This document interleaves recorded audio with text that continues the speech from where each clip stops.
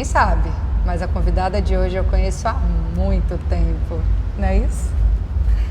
Uns 10 anos. Hoje eu tô aqui com a Arielle, né, que é uma convidada muito especial, tanto do ponto de vista emocional para mim, quanto do ponto de vista mulher. A Arielle é mãe de gêmeas. Toda mulher que já teve filho sabe o quão é difícil você dar à luz a uma criança, imagina a duas, né?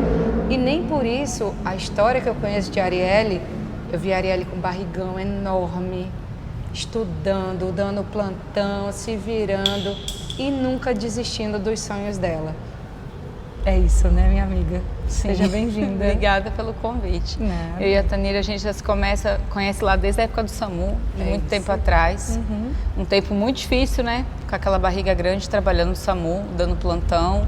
E sonhando em fazer uma residência médica, sonhando com todos os sonhos como qualquer outra mulher tem, né? Que às vezes, quando eu fiquei grávida de gêmeo, também foi um choque para mim em relação a isso. Eu pensava, se ter uma criança já é tão complicado para o mundo feminino, imagina eu ter duas e distante da minha família, sem ter suporte. Então, assim, foi uma fase bem desafiadora para mim. Eu acho que foi ali que eu virei adulta, que eu me encontrei como mulher, que eu tive que me fortalecer para ser a pessoa que eu queria ser para minhas filhas e para minha família, né? Que eu falo assim, a pessoa que a mulher tem que ser, não é só para a família, é para ela também. Porque eu entendi com as minhas filhas que uma mulher bem resolvida, primeiro ela tem que ser bem resolvida com ela. Para mim ser boa para as meninas, eu tenho que ser boa comigo. E esse período, assim, dos 2 primeiros anos que eu tive as meninas, foi a época mais intensa, antes de eu entrar na residência, estudando para residência, dando plantão. Meu marido era residente de anestésio, então, assim, era uma fase que a gente estava construindo tudo junto, né? E sem ter família, sem ter o apoio. Então, eu acho, assim, que eu e ele, a gente cresceu nessa fase e eu me encontrei como uma mulher adulta responsável por uma família e por 2 meninas ali. E eu acho que o mais importante foi esse elo entre vocês dois. Sim. O pouco que eu consegui acompanhar, vocês sempre foram muito amigos, muito parceiros, tiveram sonhos juntos. Então isso aqui fez com que essa família se fortalecesse também mais ainda. A gente se conheceu na faculdade, né? Então, assim, eu sou do Paraná, 10 dias que eu estava aqui, eu conheci o George. Caraca, essa E o parte George eu não sabia. o George era meu veterano, 3 anos, né, na minha frente na faculdade. Então, desde a faculdade, ele sempre me deu um suporte, porque ele estava na minha frente, em relação ao que estudar, como estudar, aquelas dicas de faculdade. Quando a gente casou e teve as meninas, que eu descobri que eu estava grávida de gêmeos, foi um susto para mim e para ele, né? Teve gêmeos porque na família? Minha avó teve gêmeos, eu tenho tia gêmea. Legal. Então, assim, ter filho era uma coisa muito legal, mas ser pai de gêmeos, no início foi assustador para mim como médica, pensando em todas as complicações que eu poderia ter, né? Que graças a Deus não, a minha gravidez foi uma gravidez super tranquila, eu trabalhei até 8 meses, tive as meninas com 9 meses, nasceram com 3,100, 3,200, então Você assim, conseguiu segurar até 9 meses? eu acho assim que Deus sempre não ter sido uma pessoa sedentária, sempre fazer uma atividade física, me ajudou em relação às meninas. E a parceria, né, que eu acho também da minha gravidez eu sempre tive um amigo do meu lado, né? Então, ele sempre me apoiou em tudo que eu quis fazer, na residência, em querer ir para fora, sair do estado, deixar ele aqui, ele ficar indo me ver às vezes para realizar um sonho meu. Então, eu acho que assim, a família ela nunca é construída por uma pessoa só.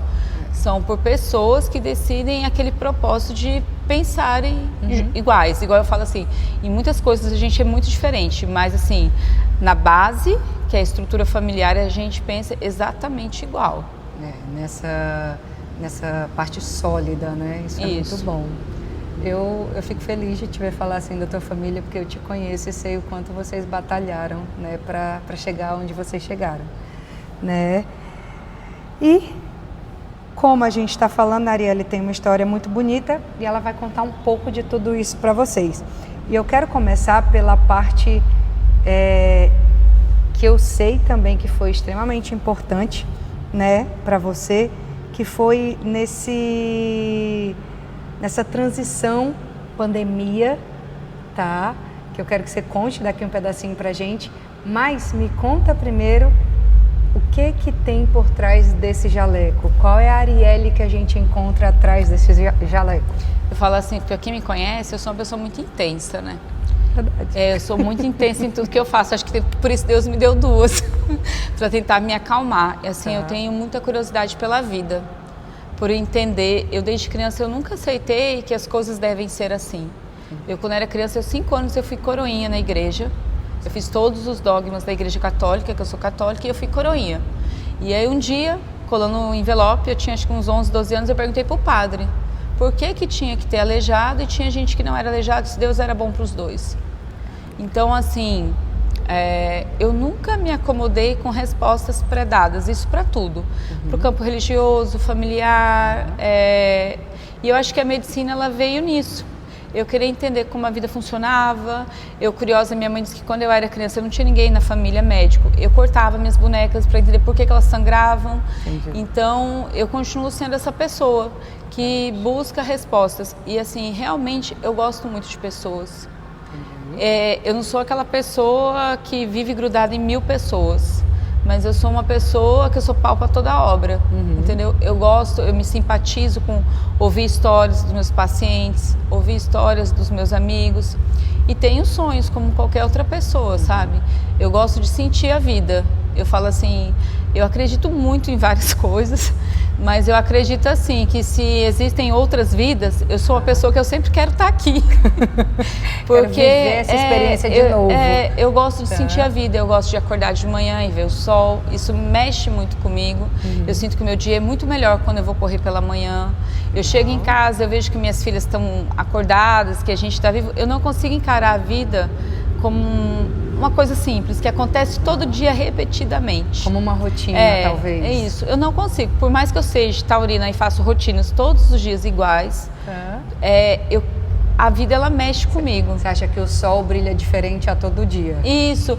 Até o dia que tá cinza, eu falo, nossa, uma hora vai sair que um raio legal de que sol. tá.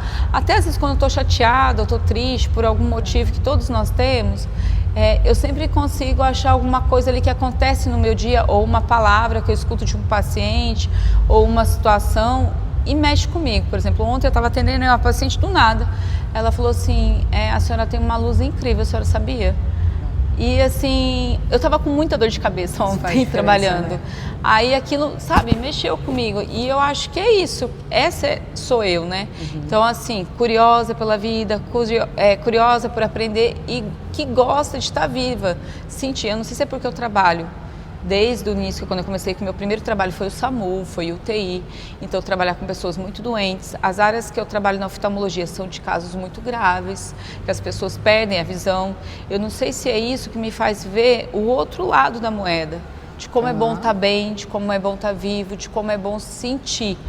E eu quero passar pela vida assim. Eu falo, eu não sei se Deus vai me dar 70, 80 anos ou 100, como é o que eu quero, mas eu quero a vida toda ser assim. Em cada fase eu sei que vai ter uma coisa mais importante na minha vida, mais intensa no que eu faço, porque a gente nunca sabe o que está por vir amanhã. Então eu acredito que se eu aproveito bem o hoje, em todos os sentidos, na minha família, na minha profissão, o amanhã não me pertence. Isso eu acho que eu também aprendi com o passar do tempo. Isso. Como a Arielle comentou, ela é especialista em oftalmologia e ela trabalha com as áreas muito delicadas, né? Que é retina, uveíte, oncologia ocular. E nisso eu quero te perguntar, será que essa intensidade foi com que fez você escolher, principalmente a parte da oncologia? Tipo assim, se eu posso ajudar uma pessoa, eu quero ajudar essas pessoas que talvez não tenha já tanto como é que eu posso te falar?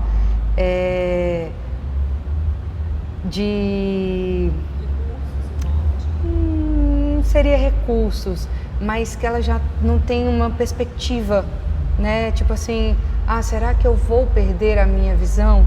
Né? Então, você com essa intensidade talvez poder aumentar essa perspectiva da pessoa, tanto em relação ao emocional. Será que foi isso que te levou para a oncologia? Eu acho que assim, essa minha parte da curiosidade, eu sempre gostei de assistir séries que investigavam tudo como House, e chegava lá aquela doença super diferente. Eu sempre gostei muito de clínica médica, muito. Eu acho que a clínica médica, que para quem não conhece, é você estudar a base da medicina e saber todas as doenças, é o que faz diferença. Tanto que quando eu saí da faculdade, meus 2 primeiros empregos, eu nunca trabalhei em posto, eu nunca trabalhei em UPA, eram extremamente desafiadores, a 01 do SAMU e a UTI. Então ali eu cresci e aprendi muito com todos os profissionais, então eu já carregava essa bagagem. Quando eu fiz oftalmologia, eu fui fazer um curso de catarata, onde eu tive uma grande mentora, que foi a doutora Heloísa Nascimento, que eu sou hoje amiga dela, e eu vi ela dando uma aula sobre o uveíte e sobre todas as doenças que envolviam no uveíte. Eu falei, eu quero ser igual a ela. Entendi. E Você aí eu fui uma fazer um estágio na Paulista 1 ano antes de fazer a prova. E quando eu fui lá, eu me deparei com uma área que fazia uveíte, retina clínica e oncologia ocular. Eu falei, nossa, e tudo é a mesma caixa. Uma faz diagnóstico diferencial da outra. E são tudo doenças onde você, às vezes, muitas vezes, você não só melhora a vida, a visão ou salva a visão do paciente, você salva a vida dele através de um fundo de olho e uma boa anamnese.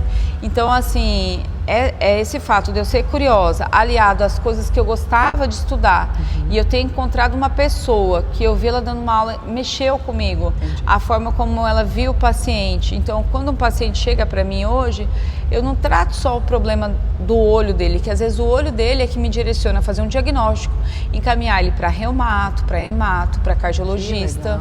Então, assim, às vezes um paciente chega, por exemplo, eu vejo um sangramento na retina dele, que me faz pensar em um distúrbio de coagulação, e aí eu encaminho ele para o hematologista. Na fundação eu recebo alguns alunos da Uninorte que estudam comigo, né? E aí às vezes eles ficam, nossa doutora, a gente não fez hoje nenhum óculos, mas o seu ambulatório foi pura clínica médica.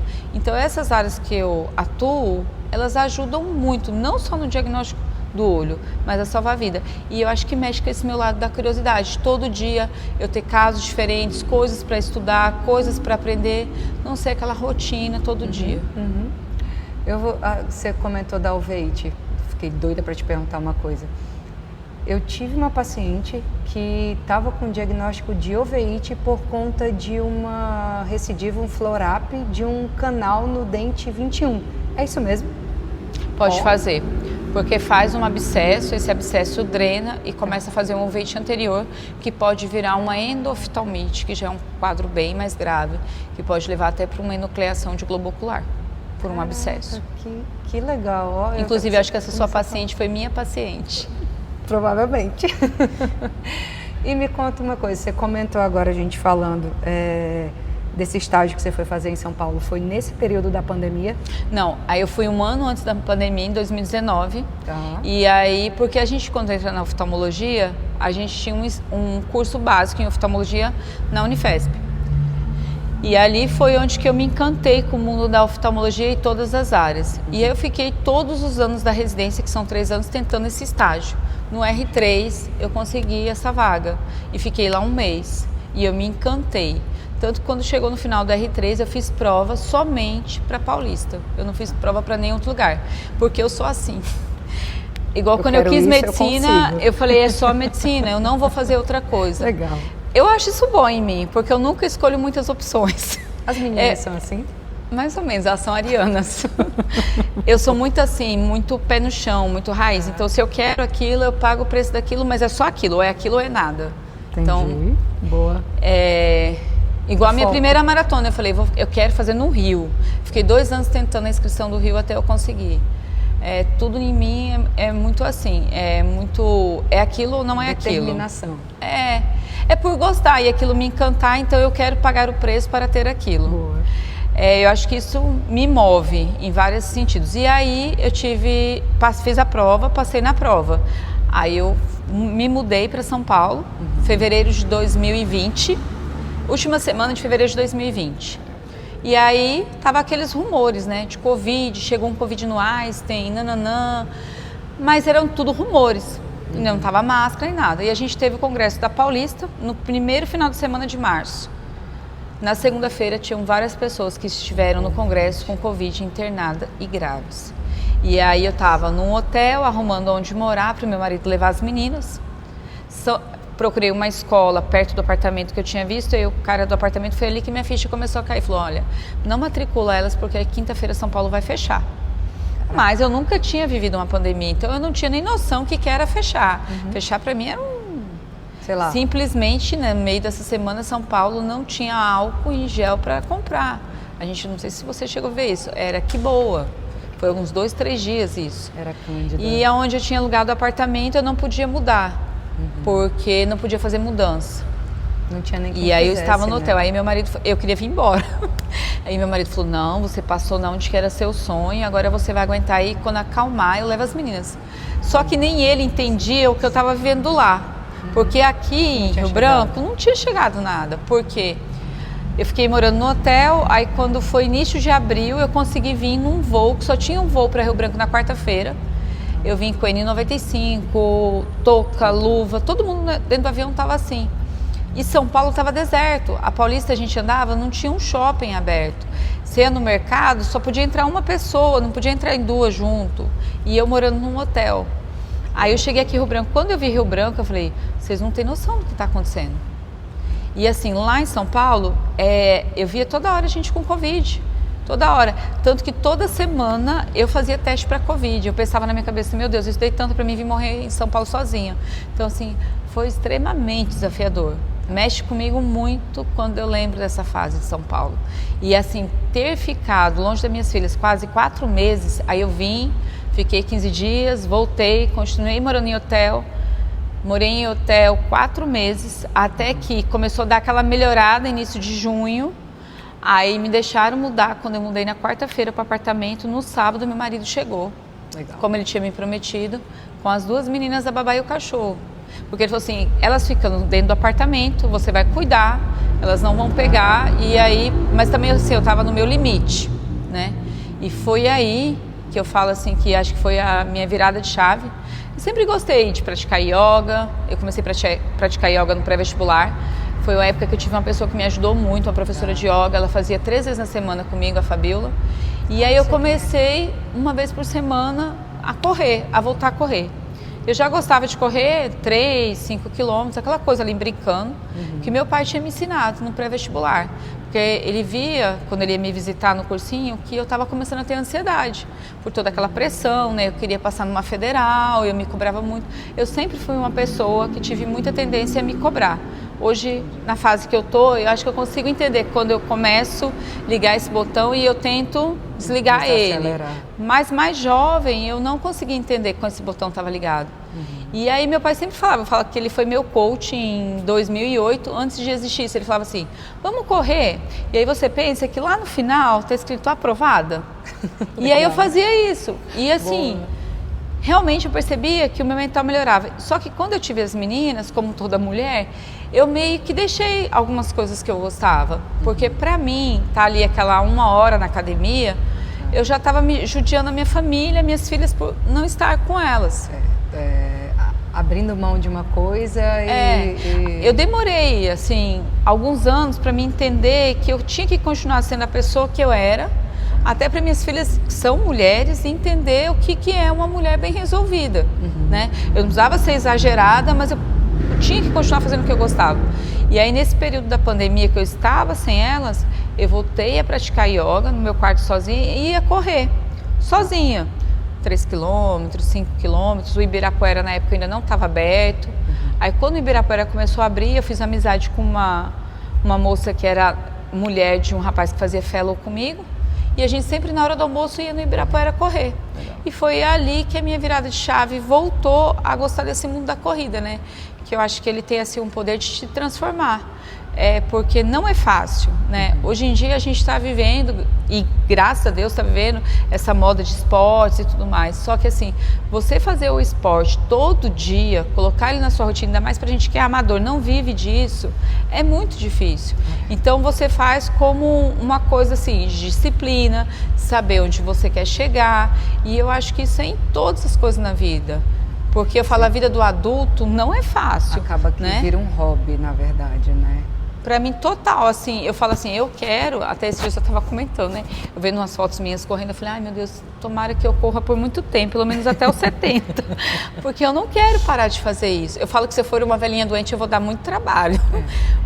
Porque eu gosto, sabe, desse prazer, assim, depois que eu termino de correr, que eu chego, tomo meu banho. Minhas filhas mesmo, esses dias eu não fui correr de manhã, porque eu estava resolvendo, fui dormir mais tarde, e assim, se eu durmo tarde, eu durmo um pouco mais, eu durmo mais um pouco porque eu priorizo meu sono. Eu acho que o sono é a primeira prioridade em tudo. Eu, pelo menos, sou assim, né?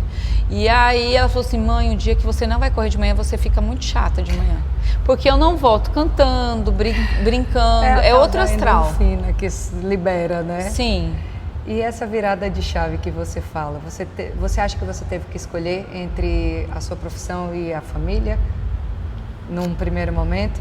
Assim, foi uma coisa bem desafiadora, assim, eu falo assim, hoje eu tento eu penso que eu escolhi ali a carreira naquele momento para ser uma base do que viria pela frente.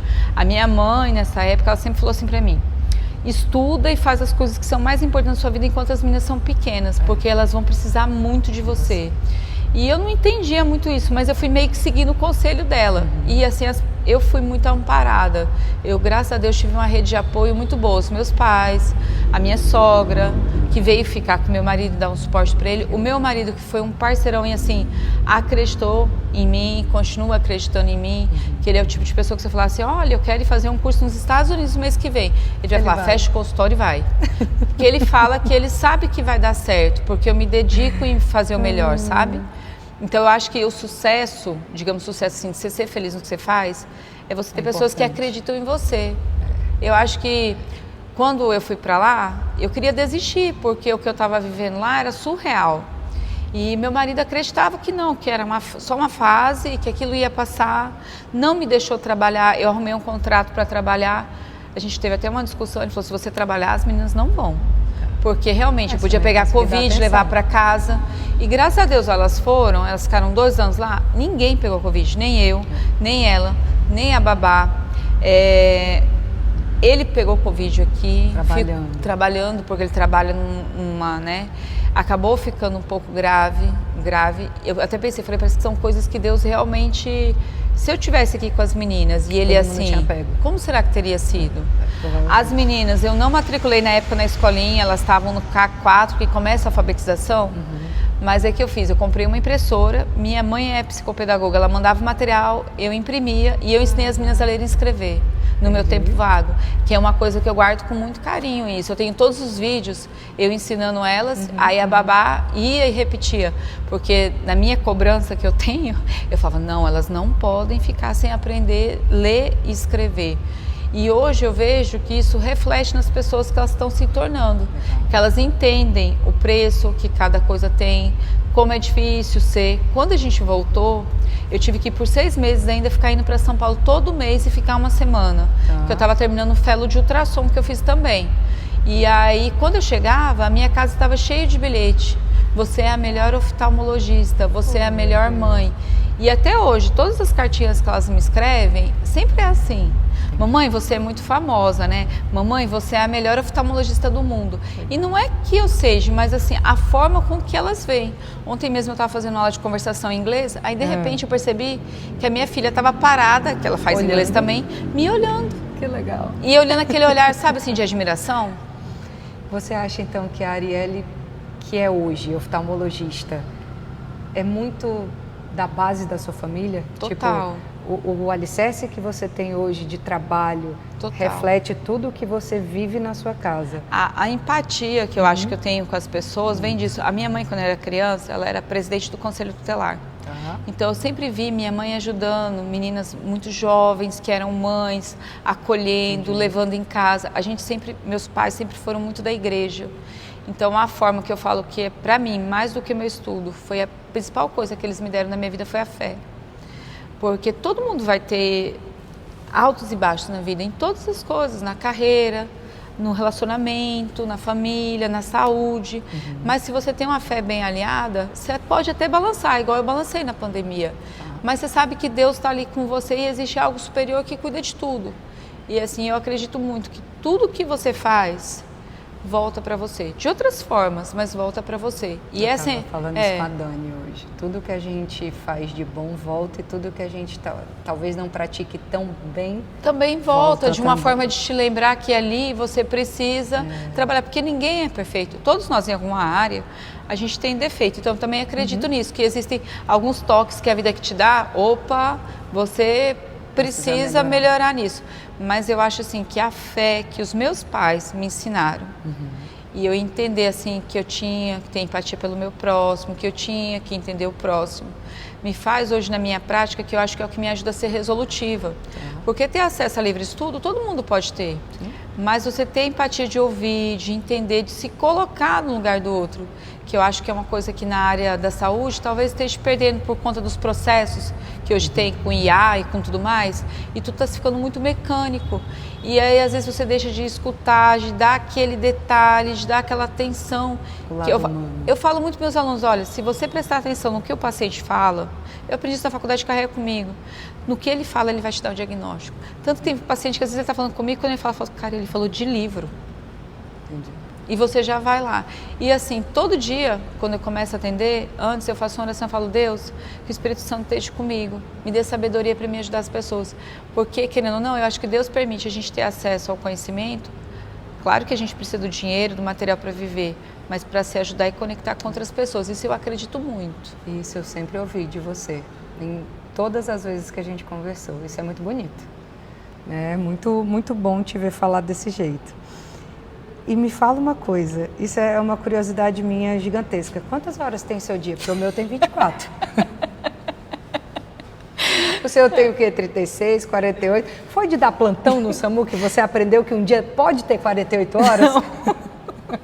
Não, assim ó, eu já fui muito virada de madrugada, essas coisas. Hoje em dia, a idade chegou pra mim. Bateu? Mas assim, e eu priorizo muito o meu sono, né? Ano passado eu fiquei lendo muito livro sobre o poder do sono na sua vida, lá. E eu sempre fui dorminhoca. Dorminhoca assim, eu tenho que dormir 7 horas por dia, pelo menos. Tá? Contando aqui. Então o que acontece? Tô contando. O meu dia, eu começo, geralmente acordo 4h30. A corrida. Tem a corrida. Ou eu vou correr ou eu vou pra musculação. Tá. Como eu priorizo minha família, se eu deixar atividade física para fazer no dia, não vai sair. Então eu tenho que fazer no horário que elas estão dormindo. Eu treino, volto, preparo o café da manhã, deixo na escola e eu começo a trabalhar. Quando eu tenho que fazer algum artigo, alguma coisa, eu faço ali no meu horário do almoço, antes de buscar elas. O tempinho que eu tô sem. Eu consigo resolver mais alguma coisa, aí eu vou pro consultório. Antes de voltar para casa, resolvo as burocracias da casa, mercado, lá. Chego em casa, faço as meninas dormir, vou dar uma resolvida. Por exemplo, se eu tenho um livro, um trabalho para fazer o doutorado, para mexer, até umas 10h30. 10h30 eu vou dormir, estourando 10, 10h30. Só que eu tenho muita facilidade de... Eu não sou uma pessoa que assiste TV. Eu sempre tive uma professora, a doutora Mônica, ela não tinha TV em casa. Eu achava aquilo na época da faculdade um absurdo. Como que uma pessoa não tem TV em casa? Eu não tenho no quarto. Tô pensando aqui se eu vou me livrar das minhas. Não, assim, às vezes eu assisto uma série. Eu gosto muito de suspense, uma série inteligente, que tipo me prenda. Aí eu fico ali, eu assisto. Mas eu não sou uma pessoa que durante a semana eu ligo o jornal, todo dia eu assisto um capítulo de uma série. Se você me falar, às vezes, o que está acontecendo no mundo, se não tiver cena, eu vejo. Instagram, eu só dou uma passada rápida. Se você entrar no meu Instagram, só vai ter pessoas da corrida e negócio de olho. Corrida e negócio de olho. Então, assim, eu priorizo o que é importante para mim. No final de semana, eu tento ter um dia para ir na igreja com as minhas filhas, que elas estão fazendo catequese. Eu vi que isso era muito importante, eu praticar o que eu falo. Por mais que eu tenha fé e que eu acredite que a gente não precisa estar 100% realizando dogmas, mas eu tenho que ensinar para minhas filhas porque elas são pequenas. Então eu acho que assim, eu não sou uma pessoa muito sociável. Eu tenho dificuldade, eu marco as pessoas e eu não cumpro. Eu vou tomar um café contigo. Eu vou tomar um chá contigo. Realmente isso, a minha agenda é meio que... Eu sou aquela pessoa que colocou o pijama em casa, o mundo acabou. A Dani vê às vezes eu marcando, alguém vai lá no consultório aí, então vamos fazer alguma coisa, não sei o quê. Aí eu, vamos, aí a Dani já olha assim, ó. E não é que eu não gosto da pessoa, é que eu não consigo colocar ali no meu, entendeu? No teu dia a dia. E aí eu vou priorizando o que é mais importante, sempre. Tá. Bom, então o teu dia tem 48 horas, aí eu entendi que tem a Arielle corredora, a Arielle que escreve artigo, essa eu acho bem legal, a Arielle oftalmo, mas antes dessas aqui vem a mãe, a esposa, aí tem a Arielle que é professora. Qual dessas Arielles você gosta mais? A mãe. A mãe, eu imaginei essa resposta. A mãe é que move todas as outras. Entendi. Para, tipo, trazer um mundo melhor para as meninas? Talvez seja isso? É que assim, eu falo assim, desde que eu me tornei mãe, tudo que eu sonho por elas. Então, assim, a minha concretização Tá em tudo todas certo. as coisas é por elas. É delas. Então, assim, quando eu quero melhorar alguma coisa no meu consultório, é que eu quero que aquilo fique um pouco melhor para mim poder ficar mais com elas, para mim ter mais tempo com elas. Às vezes eu recebo muitos questionamentos de muitas pessoas próximas a mim. E você poderia arrumar pessoas para levar, buscar, não. Eu falo, não, esse é o meu papel. É ali que, tipo, quando eu deixo de manhã na escola, que eu abraço e beijo, eu fico bem para mim trabalhar. Então, assim, elas vendo eu crescendo no meu empreendimento, porque eu não venho de uma família de médicos, de oftalmologistas, tudo que eu consegui é meu e é do zero pro tudo e do jeitinho que eu sonhei. Tanto que quando eu vim da pandemia, que eu vi meu consultório pronto e que eu ia começar tudo aquilo, a primeira semana, todo dia eu entrava e eu chorava antes de começar a atender, porque foi tudo muito sonhado. E até hoje, tudo aquilo ali, eu até falo para minha secretária, isso aqui sou eu. É pra elas. Então, assim, nunca atenda ninguém mal, nunca seja grosseiro com alguém, por mais que esteja com você, sendo com você, seja educado e mostre as respostas, porque isso aqui me representa. Então, assim, a minha profissão, eu falo que o meu maior amor é minha família e minhas filhas, os meus pais, o meu marido, mas em segundo lugar é a medicina que eu pratico, porque eu tenho até uma certa dificuldade, às vezes, quando eu vejo algum aluno acadêmico de medicina ou algum médico sendo deselegante, grosseiro, frio, sem empatia com o paciente. Porque tudo que eu acredito, aquela menina que saiu, que queria passar na faculdade, fazer faculdade, eu pratico até hoje. Isso vive em mim. Eu falo que essa Arielle sonhadora lá de trás, ela não morreu em mim. Ao contrário, ela vive em mim. Só que hoje em dia ela representa muito mais, porque eu tenho pessoas, igual eu te disse dessa aula, que me olham o tempo todo e para essas pessoas me importam o que elas pensam sobre mim. E são minhas filhas. As cartinhas. É. É muito lindo te ver emocionada falando das meninas, assim, e de todo o carinho que você tem por elas, né? Assim, de toda a dedicação. Isso é muito bonito. É contagiante te ver mãe realizada, né, médica como você queria, empreendedora, né, e entender que ainda tem muito mais dessa Arielle para o mundo ver. E pensando nisso, tem um sonho ainda por vir, por realizar, ou tá tudo bem até aqui? Eu falo que assim, eu sempre quando eu acabo de realizar uma coisa, minha cabeça já está planejando outra. Jesus, qual é o próximo passo? Nada assim específico. Atualmente que eu quero terminar é meu doutorado, sabe? Vai dar certo. Cada vez poder trazer mais tecnologia, mais coisas novas para cá, dentro da oftalmologia.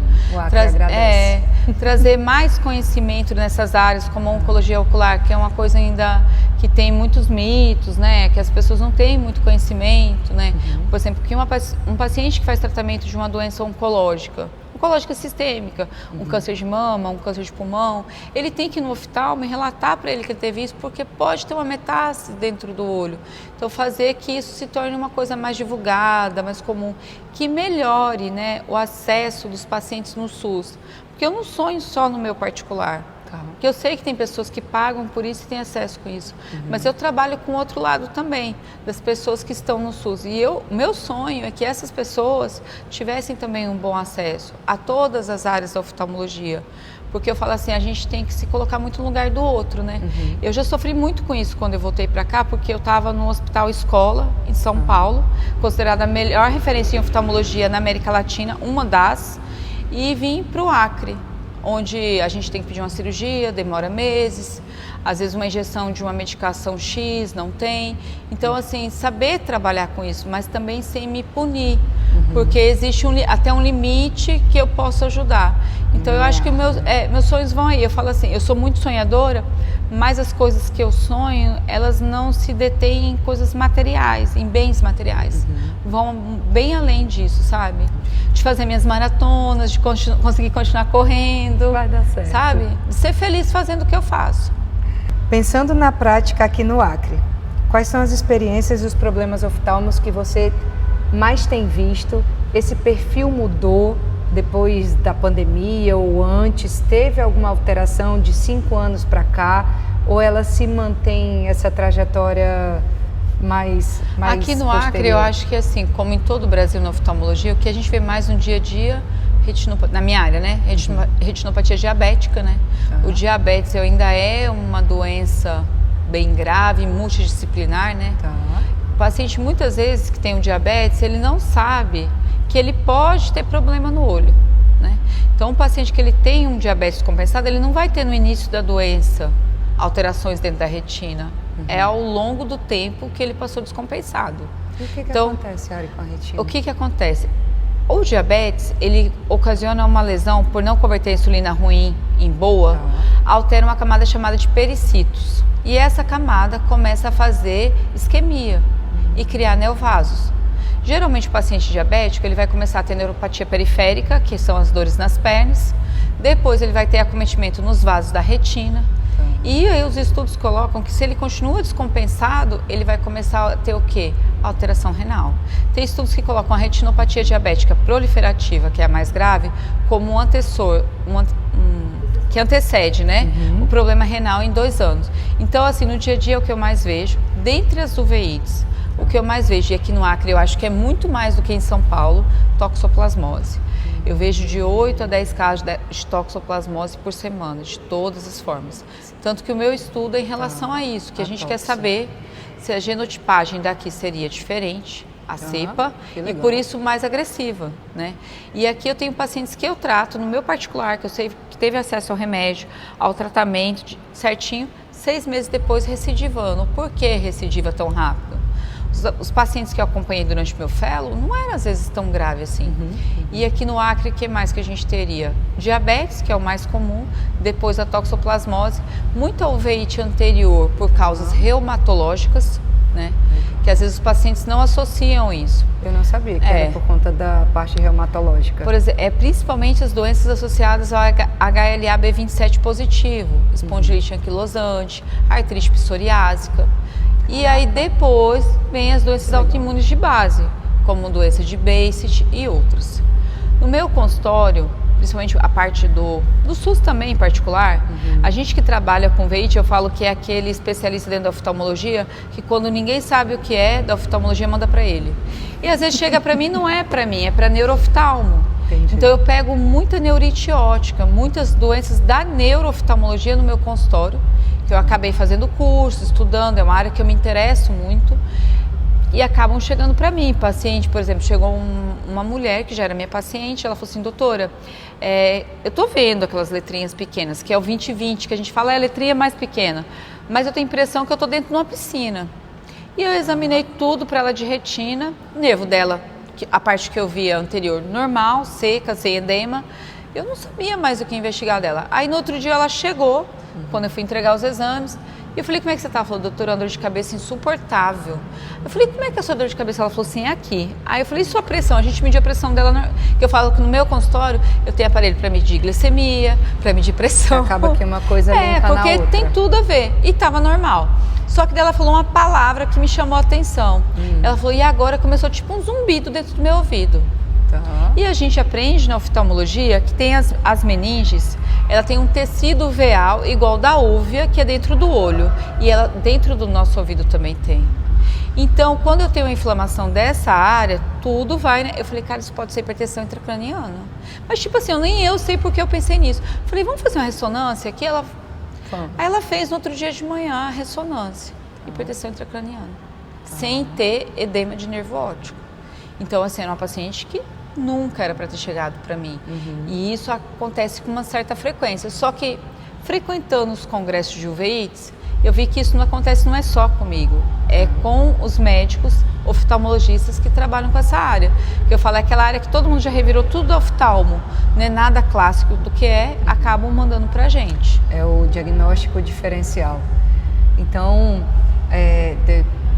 parar para pensar assim, um pouco da Arielle que montou o consultório, que quis empreender dentro da oftalmologia, traz um pouco dessa questão de tentar trazer um diagnóstico diferencial para o paciente? Eu acho que é isso. A impressão que eu tenho hoje em dia dos meus pacientes, 70% dos meus pacientes não são para fazer óculos, 70%, 80%. São para investigar o que já passou por vários profissionais, às vezes até da área clínica. Eu tenho muito colega da hemato, da reumato, olha, a gente está tentando fechar tal diagnóstico, mas precisa de uma avaliação mais detalhada da parte da retina ou do segmento anterior para estar fechando o diagnóstico. E como lá na Unifesp a gente tinha um ambulatório à tarde só de doenças autoimunes, onde ficava um especialista em imunologia e um em reumatologia, discutindo com a gente, porque acaba que são áreas multidisciplinares, né? Então você tem que pensar um pouco além. E por eu ter essa curiosidade de querer ficar investigando, pesquisando, eu acabo me dedicando. Olha, eu vou te falar que eu não tinha nem ideia. A maioria das pessoas não tem. A gente escuta muito falar, igual você falou, da toxoplasmose. E quando você começou a falar assim, que aqui em Rio Branco, no Acre, tem muito. Eu parei para pensar, cara, minha família tem 4 pessoas, né, que tiveram toxoplasmose, 2 realmente perderam a visão, né, e as outras 2, inclusive é meu irmão, ele teve contato, mas ele não apresentou. Teve lesão. E é o normal, né? É o normal? A gente ter o IgG positivo e não ter lesão, passa como um quadro assintomático, porque a gente vai sentir o quê quando a gente tem o contato? Dor de garganta por conta dos linfonodos, uma febre inespecífica, como se fosse uma gripe. E passa, vai embora, você cria um anticorpo e vida que segue normal. Agora, algumas pessoas, esse IgG em algum momento, a gente fala que quando a imunidade abaixa, que é o que os estudos querem colocar, ele vem no santuário do corpo, que a gente considera o olho como se fosse um santuário do corpo. Sempre quando a sua imunidade abaixa, aparecer lá no seu olho.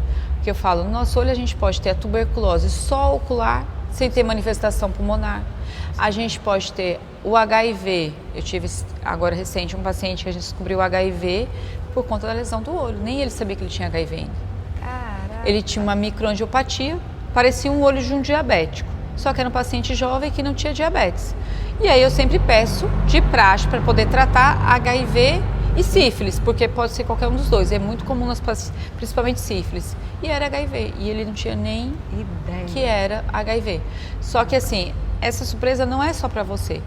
Quando eu fiz medicina, a gente passa na oftalmologia e a gente passa totalmente despercebido por esse mundo. Esse mundo eu fui conhecer nas minhas especializações, que ele existe. Então, às vezes, até alguns colegas médicos têm dificuldade em saber o momento que ele tem que encaminhar, igual um oncologista clínico. Todo paciente que faz quimioterapia e rádio, ele tem que ir para um oncologista ocular. Não só para ver se tem lesão, porque os próprios quimioterápicos podem fazer alterações na retina, retinopatia. Vários tipos de retinopatia. O hematologista, as leucemias, o prognóstico. Eu tive um caso aqui de uma criança sair da fila do transplante de medula porque ela tinha manchas de Rho, que a gente vê que é um quadro de alteração muito grave de hemorragias na retina.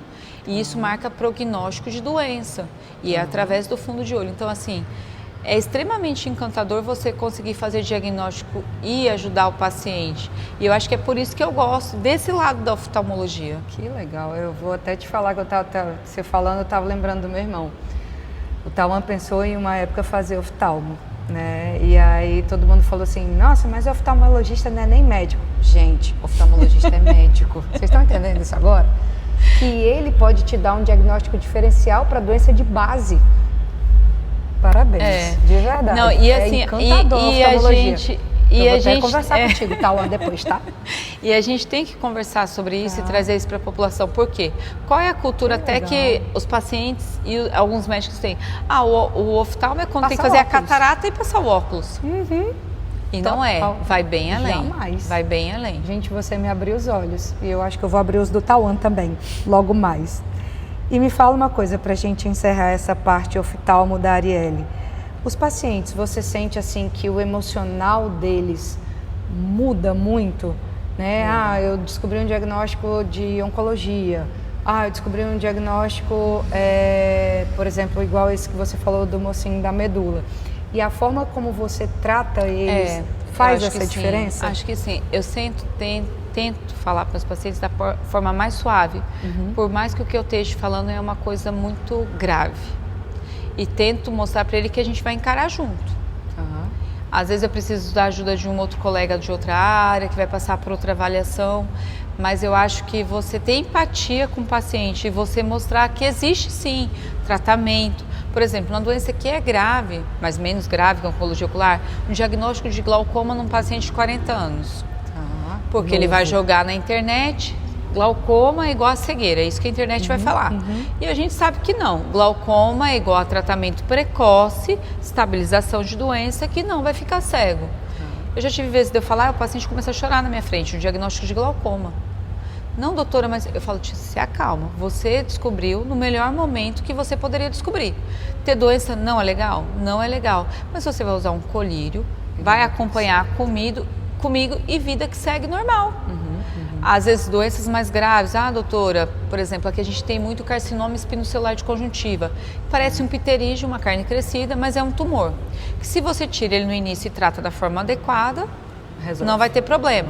Quando a gente fala a palavra câncer, é um câncer, o paciente, esses dias eu tive um senhor que foi um melanoma de conjuntiva, que é um tumor um pouco mais agressivo, ele tem risco de metástase para o fígado, já estava um pouquinho grande. Eu falei, o senhor se acalme, a gente vai operar, vai mandar para patologia, o que vai confirmar, essa é minha suspeita, o que vai confirmar é o anátomo patológico, e aí a gente vai ver o que vai fazer, o senhor vai fazer o exame do fígado, aí eu vi que o exame do fígado estava tudo bem, eu falei, agora a gente vai tirar isso e eu vou acompanhar o senhor.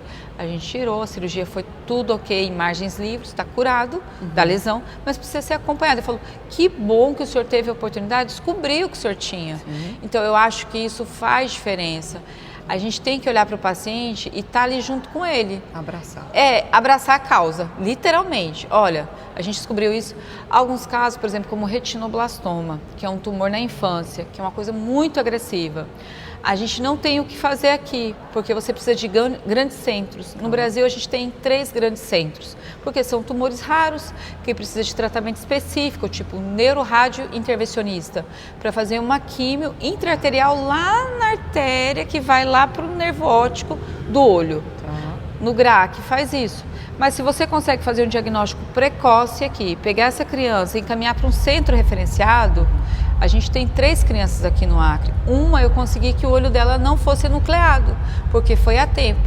A outra era uma criança autista, foi muito difícil conseguir fazer o ultrassom, o diagnóstico. Ele não deixava examinar, hoje é meu amigo. Quando ele foi, ele já era uma classe que acabou tendo que nuclear o olho, mas se falando em retinoblastoma, esse não é o maior problema, porque o retinoblastoma ele mata a criança, tanto que é uma doença que a criança ela vai ser acompanhada durante 18 anos da vida, porque ele tem risco de metástase, que é um gene, o RB1 alterado. Hoje em dia ele chega, já é um menino desse tamanho, eu conheci ele tinha 2 anos. Tem 5 anos que eu estou no Acre. E a gente criou uma relação. Um vínculo afetivo. Criou um vínculo. E a mãe se sente extremamente confiável, tem meu número particular. Para doenças graves, casos raros, a gente acaba se aproximando tanto do paciente, por exemplo, eu fui falar com o meu professor em São Paulo para receber esses pacientes. Então eu acho que o ser médico resolutivo, você tem que ter empatia com o paciente, você tem que ter a parte técnica e científica, explicar para ele. Também não é falar para o paciente o que ele quer ouvir. Às vezes tem que falar, não, olha, realmente vai ter que tirar o seu olho, mas esse é o melhor para você. E fazer o paciente entender isso. Não só entender que é uma doença e ponto, não ter aquela parte humana. Eu sempre falo assim, e isso não é coisa de livro, é coisa que a gente tem que praticar. Você sempre tem que fazer como se você estivesse do outro lado. É isso. Porque eu acho que muda toda a forma como que você encara. Eu acho que é a tua filosofia de vida. É pensar no outro, né? Ajudar o próximo, trazer esse olhar mais zeloso, mais cauteloso, mais amoroso. Parabéns por isso, de verdade. Eu acho que é porque eu gosto do que eu faço, sabe? Eu fico acho feliz. que quando a gente gosta do que a gente faz, vai ter altos e baixos. Mas assim, quando eu chego dentro do meu local de trabalho, independente se é o SUS, quem é meu paciente sabe o que é isso, eu sou a mesma. Independente se é o SUS ou se é meu particular, eu faço com a mesma empatia. Às vezes eu tô com médicos residentes que estão estudando oftalmologia e chegam, e aí os meninos querem ir mais rápido que chegam ali, eu falo, calma, vamos ler primeiro o prontuário do paciente, a gente vai chamar de um em um e vamos com calma, porque todo mundo ali quer ser tratado assim. Se eu chegasse, eu queria ser tratada assim. E como eu sei que se tratam de doenças um pouco mais complicadas, a gente tem que ter uma empatia maior. O lado emocional fala mais alto. É porque às vezes o paciente já chega com uma cartinha que ele está com um tumor no olho. Então ele já leu tudo sobre aquilo, ele já leu na internet que eu trabalho com oncologia. Às vezes tem paciente que vai comigo por outros motivos. Um olho seco de uma doença reumatológica. Aí ele fala, doutora, me mandaram aqui porque a senhora faz oncologia, é um câncer, né? Eu falo, não, você acalma. Né? Já antecipa. Ari, para fechar, deixa uma mensagem para mim, para quem está assistindo, né, para que, né, uma mensagem para que alcance essas pessoas, para que alcance a empatia dessas pessoas, uma mensagem que você gostaria de ouvir e de transmitir para o próximo. Eu acho que tudo na vida é a gente ter, não é a palavra que hoje está na moda, né, disciplina e nananã. Eu acho que é você ter consistência no que você quer ser. Então, se eu quero ser tal coisa, eu vou fazer o melhor para ser aquilo. E sempre agir pensando como seria o outro lado. Se eu estivesse do outro lado, como eu queria que me tratassem, como eu queria que falasse comigo. Eu queria que fosse rápido, eu queria que fosse brusco, eu queria que não olhasse para mim. Eu acho que isso faz muita diferença. E essa consistência, quando a gente aprende dela, a gente não tem ela só no trabalho. A gente tem na família, a gente tem na fé, a gente tem como pessoa, a gente tem em todas as atitudes. É como eu disse, a nossa vida ela não é uma coisa plana, né? Ela não é perfeita, ela é cheia de altos e baixos. Mas quando você sabe o que você quer ser e você tem consistência naquilo, você age da mesma forma em todas as coisas da sua vida. E lá na frente, você vê que faz muita diferença. Hoje em dia, eu estava até comentando antes de eu chegar aqui, eu consegui fazer coisas na minha vida que eu jamais imaginei que eu conseguiria fazer. O mundo abriu portas para mim em várias coisas que não são coisas materiais. Por exemplo, eu sonhava que um dia eu queria escrever um capítulo de um livro, eu escrevi 4. Eu sonhava que eu queria conhecer algumas pessoas da oftalmologia que hoje são meus amigos. Legal. Eu sonhava que eu queria dar uma aula em congresso, eu já perdi o número de aulas em congressos que eu dei nos congressos mais importantes do Brasil. Isso não é... se você falar assim, Arielle, isso te traz algum dinheiro, você ganha para ir? Não, ao contrário, eu gasto. Mas é um sonho da Arielle menina. E isso não tem preço, porque toda vez que eu vou lá, eu me dedico, eu faço alguma coisa, eu me torno uma profissional melhor, uma mãe melhor, uma esposa melhor, uma pessoa mais realizada comigo. Eu não sei sinceramente até onde isso vai chegar, que eu falo assim, nessa minha intensidade eu falo, até brinco assim, eu falo, o dia que eu morrer, eu vou conversar com Deus o que Ele queria de mim. Até os casos que chegam dos pacientes para mim, às vezes muito difíceis. Eu tive casos assim, que eu levo para casa, eu vou estudar. Eu tive um paciente que eu perdi de uma doença muito, muito grave, que era um linfoma, que eu consegui prever tudo o que ia acontecer e não consegui fazer nada. E isso mexeu muito comigo. Só que eu acho que você saber esses passos que você quer da sua vida, que eu falo que é o que o jovem, hoje em dia eu percebo que com tanta informação mais acessível do que a gente tinha no nosso tempo, que era mais ali no livro, ficar pesquisando, ele acaba se perdendo, porque ele é bombardeado por tantas opções, né, que eu falo que eu, Arielle, eu sempre preferi ter uma escolha só. Eu acho que é válido você pensar e tudo mais, mas você tem que pôr em prática o que você quer, pôr em prática o ser que você quer ser. Fora só vai aparecer o que está dentro. Se dentro não estiver bem fertilizado em relação ao que você quer ser, em relação a quem você quer ser na sua família, você como profissional, tudo você vai desistir muito fácil. Porque a gente sempre, ainda mais nós mulheres, não querendo desmerecer os homens, a gente acaba sendo mais cobrada. É uma pressão muito maior. Eu tenho que ser boa mãe, eu tenho que ser boa esposa, eu tenho que ter o corpo bonito, eu tenho que ser boa profissional. E a gente que empreende não é só chegar e atender, tem todo o administrativo por trás que a gente sai da faculdade e não sabe nada. Isso para mim foi muito desafiador, mas eu sempre tive consistência no que eu queria fazer. Já bati muita cabeça com muita coisa e ainda bato, tentando me melhorar cada vez. Mas isso me faz ser feliz, que eu acho que é isso o sucesso. Independente do que você trabalha na sua vida, é você ser feliz. Você chegar no seu trabalho e ficar, uau, que coisa legal que eu faço. Aquele brilhinho no olho que você não perde, eu acho que é isso. Que é literalmente, falando aqui grosseiramente, você ter um tesão. O tesão na sua família, o tesão no seu trabalho, o tesão em estar vivo. Que eu acho que o mundo, ele acaba tirando isso da gente. Mas quando você tem essa base bem fincada, não tira. E em relação à oftalmologia, eu acho que lembrar que diagnóstico precoce é muito melhor do que tratar. Então, assim, uma vez por ano, doutora, eu não preciso de óculos, eu não tenho nada, vai lá no seu oftalmo. Às vezes, numa consulta assim, você descobre que tem uma lesão periférica de toxoplasmose. Alguns pacientes a gente descobre. E aí você sabe que uma vez por ano você vai ter que acompanhar. Ver o mundo, eu acho que é a coisa mais sensacional e foi nisso que eu me encantei. Eu até brinco, se eu tivesse que escolher o que perder, não seria a visão. E nem andar. Porque ver o mundo é a coisa mais fantástica. Então, assim, pensa você perder esse sentido em algum momento da sua vida. Então, assim, valorizar essa parte. Lembrar do diagnóstico precoce. Show, Ari. Obrigada. Obrigada muito a você. Bom. Obrigada. Foi muito bom você ter aceitado. Eu sou apaixonada por você, pela Imagina. pessoa que você é. De verdade, gosto muito de ti desde o primeiro momento. Eu também. Obrigada. Obrigada mesmo. Quer me fazer chorar? Não! Ó, um cheirinho para você guardar de memória. Eu adoro. Obrigada. Tá? Obrigada. Desse dia eu que também você gosto muito de aceitou você. vir Gosto muito conversar de você. comigo. Principalmente assim, falar com uma pessoa que sabe toda a minha